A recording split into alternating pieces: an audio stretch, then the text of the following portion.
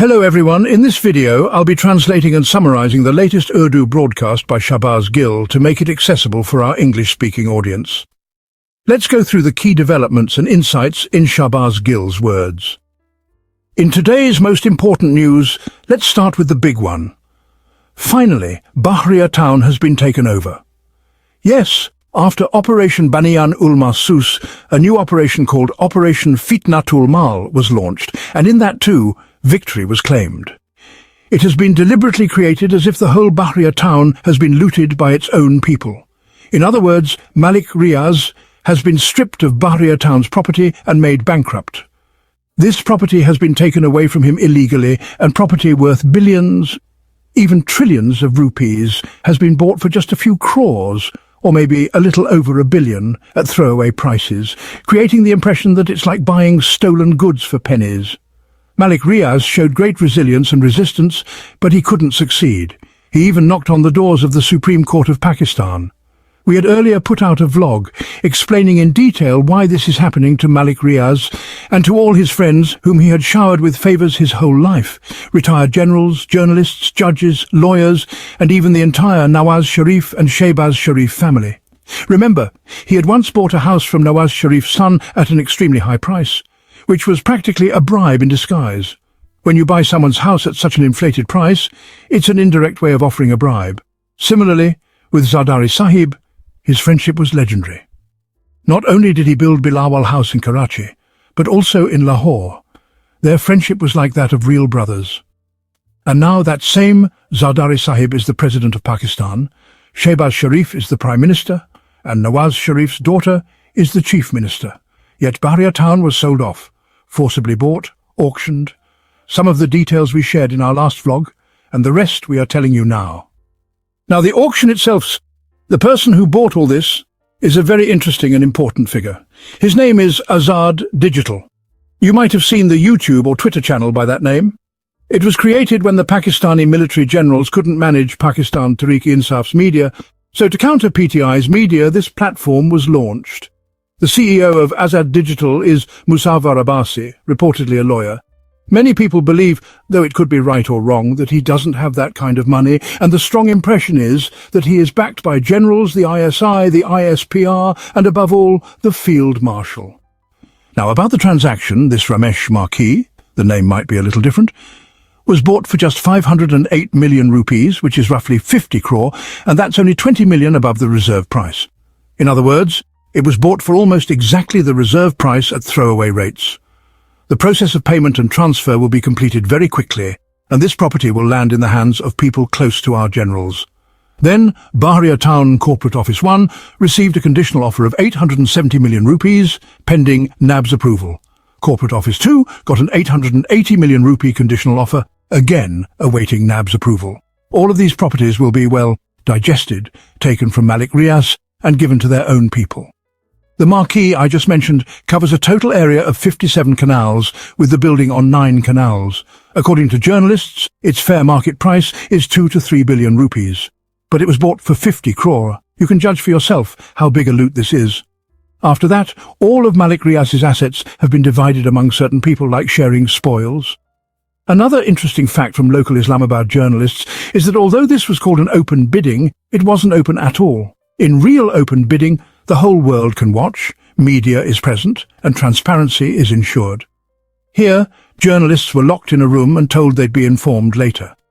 The auction happened secretly, with pre-selected buyers, and properties worth billions were handed out for a few crores. Malik Riaz was given an offer, earlier hand over all assets, forget everything, live in Dubai or elsewhere, and start fresh. Allegedly, they also wanted him to testify against Imran Khan. When he refused, his property was seized. For the first time, Malik Riaz, whose files used to grow wheels, now finds those wheels punctured. This shows that in Pakistan, there's one-man rule. If you clash with the army chief, you lose all rights, whether you're a big businessman or a small one. Your fate will be sealed, you'll have no protection for your rights, and you'll be reduced to ruin. Only 3 of Malik Riaz's properties remain unsold because the bids were too low. They will soon be re-auctioned once arrangements are made to decide who will get them. As for the buyer, Azad Media Digital was created to counter PTI, and many journalists say ISI instructed them to appear on that channel. Politicians too. I myself once received an invitation to appear there. When I asked the messenger if they didn't know this was created by military generals to oppose PTI, they said, "Doesn't matter, you can still give your opinion there." Everyone knew who was behind it, though there's no documented proof. And now the same CEO, Musawa Abbasi, an ordinary lawyer, has bought property worth billions. No one is asking where he got the money. Perhaps the total deal is worth just $2 billion for all the property, and the distribution of these assets will depend on who recites the Quran the most for the benefactors. They'll get the bigger share. Now the next story shows the current state of Pakistan, and it will chill your soul. So, there's this woman, right?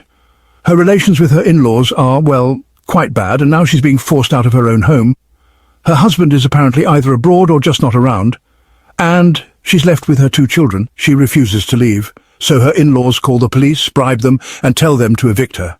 An ASI, possibly named Ijaz, starts beating her. There's even video footage of it. She manages to escape to the roof, but sadly she's assaulted there as well.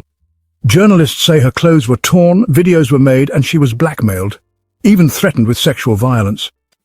Some say she was kept overnight at different police stations on various platforms.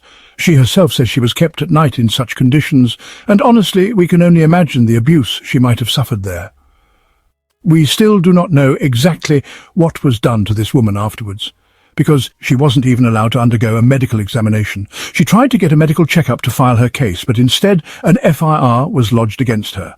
A false conviction was obtained from the court, and instead of sending her to jail, she was taken to some dera, that is a private property or camp, and locked up there. Neither the court listens to her nor the police. She has no access to justice anywhere. Deputy Sahib, I have 2 small children. They are demanding.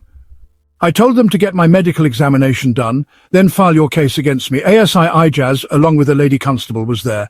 The lady constable asked him, "Sir, why are you beating her? I'm here with her. Why are you hitting her?" But he still beat me badly. I went to court. No hearing. I went to Sadar police station. No hearing. I went to the Deputy Sahib. No hearing. I went to the DPO. No hearing. Instead, they filed a false case against me and sent me to jail. But they didn't actually take me to jail. They said they would do the medical and then file the case.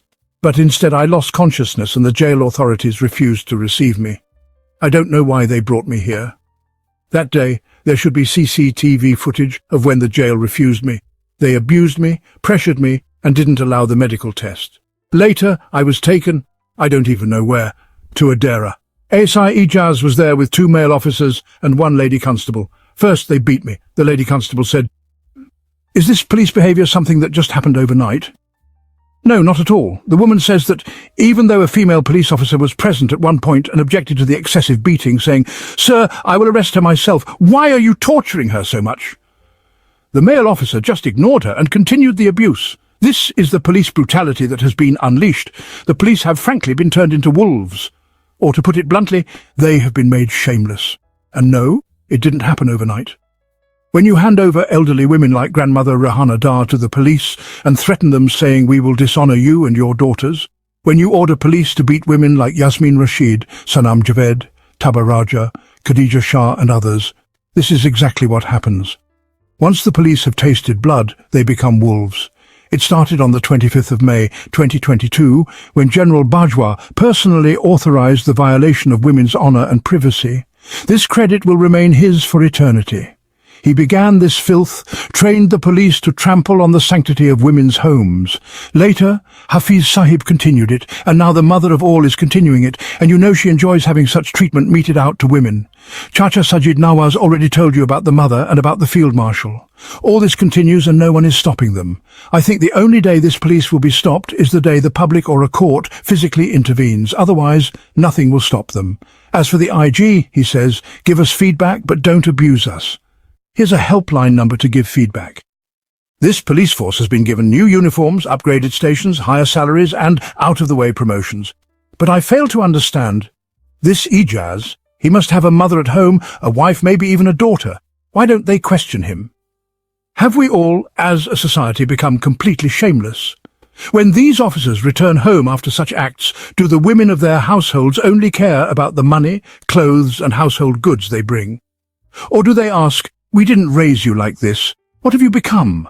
If wives and mothers don't question them at home, then outside, where courts and local leaders are complicit, there's just no hope. That's why I say, name and shame this ASI Ajaz.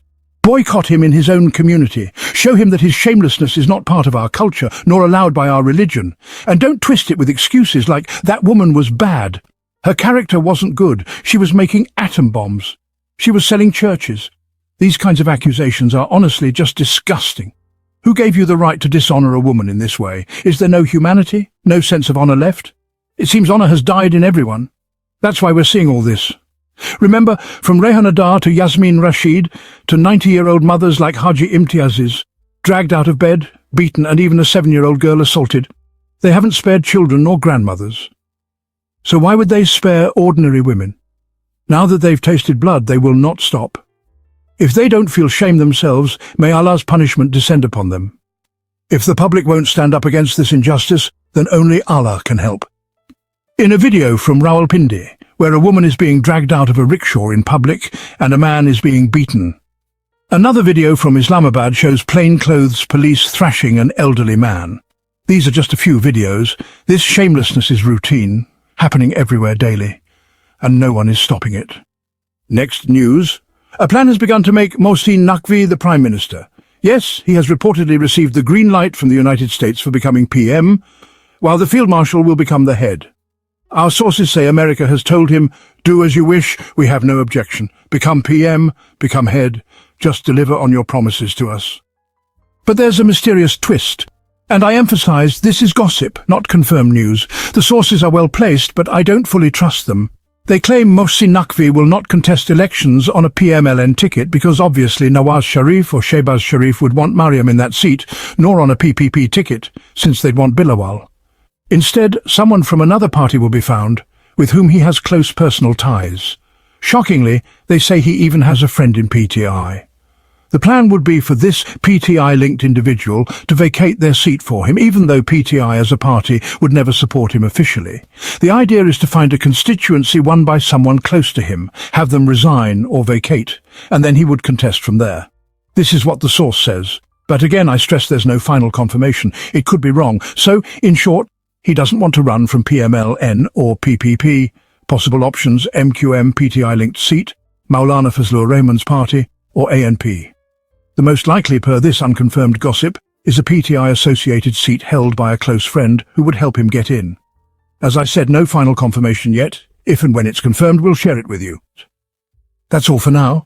May Allah be your protector and supporter. That wraps up our translation of Shahbaz Gill's video. I hope this English version helped you understand his message better. Please like, share and subscribe to Awami Lens to help our community grow. Don't forget to leave a comment below and let me know what you thought of this effort.